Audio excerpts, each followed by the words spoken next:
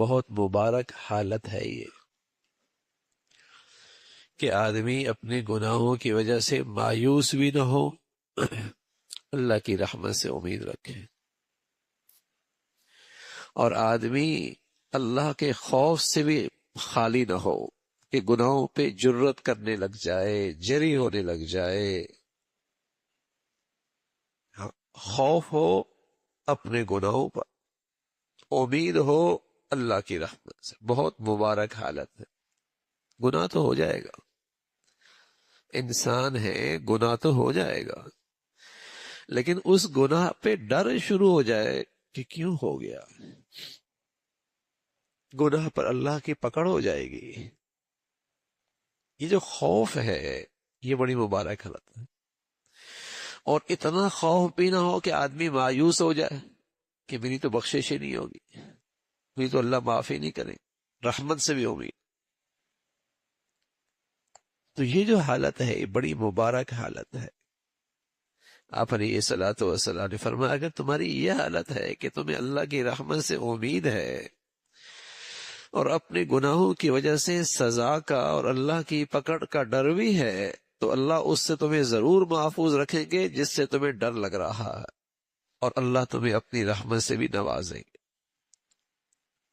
حضرات محدثین نے فرمایا کہ زندگی کی حالت میں جب صحت ہو، قوا مضبوط ہو، صحت ہو، قوا مضبوط ہو، طاقت ہو، صحت ہو، تو اس وقت خوف غالب رہنا چاہیے، خوف غالب رہنا چاہیے۔ اور جب آدمی بڑھاپے میں چلا جائے، اعصاب کمزور ہو جائیں، اعمال اتنے نہیں کر پاتا، یا بیماری کی آخر حالت میں ہو، تو وہاں امید غالب ہونی چاہیے۔ اللہ کے نبی کے احادیث کو سامنے رکھ کر حضرات محدثین نے لکھا کہ عام حالت میں آدمی میں خوف غالب ہو، اپنے گناہوں کی وجہ سے، اللہ کی پکڑ کی وجہ سے خوف غالب ہو، تاکہ یہ چیز اسے گناہوں سے روک دے۔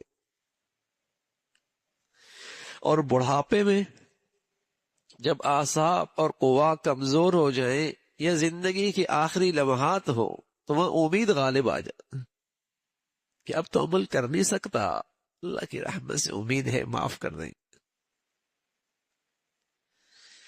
لیکن شیطان کیا کرتا ہے، آخری لمحوں میں مایوس کر دیتا ہے، اب تیرا کیا بنے گا، اب تیرا کیا ہوگا، اب تو مارا گیا۔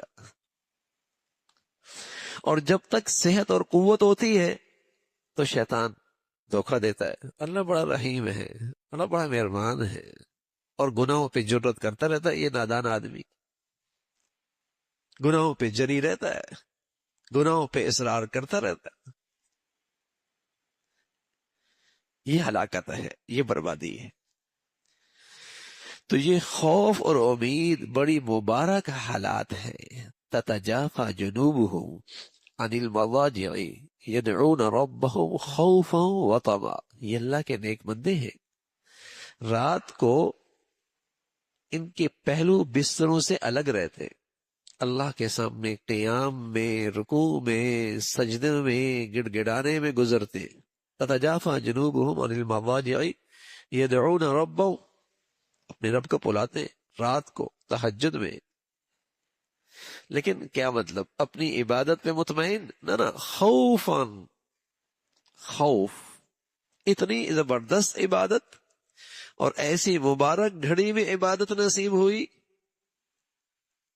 ایسے مبارک ساعات نصیب ہوئے، لیکن دل خوف سے خالی نہیں ہے، خوف وطمع، ہاں اللہ کی رحمت کی طمع اور امید بھی۔ یہ ان مبارک ہستیوں کا تذکرہ ہے جو اللہ کے وہ مقبول بندے ہیں جنہیں رات کے تہجد اور رات کی مبارک گھڑیاں نصیب ہوتی ہیں، ان کی اللہ کریم تعریف فرماتا۔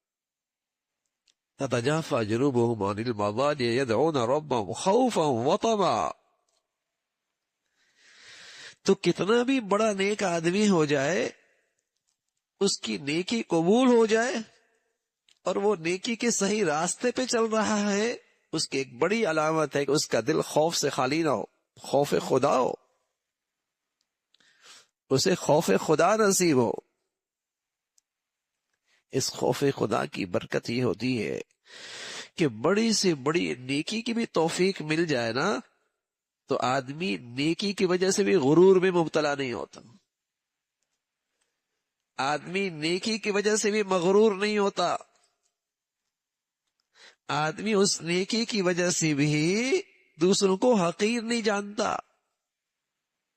یہ خوف عزیز ہے، اور یہی کسی بڑی سے بڑی نیکی کی قبولیت کی نشانی ہے۔ اس لیے اللہ کے نبی نماز پڑھتے تھے، اور نماز آپ کی نماز کیسے ہوگی؟ ساری امت کی نماز ایک طرف، آپ کی نماز ایک طرف، سب پہ بھاری، لیکن جب آپ نماز سے فارغ ہوتے تو سب سے پہلے کہتے اللہ اکبر، استغفر اللہ استغفر اللہ استغفر اللہ، معاف فرما دے اللہ، معاف فرما دے اللہ، معاف فرما دے، اللہ اکبر۔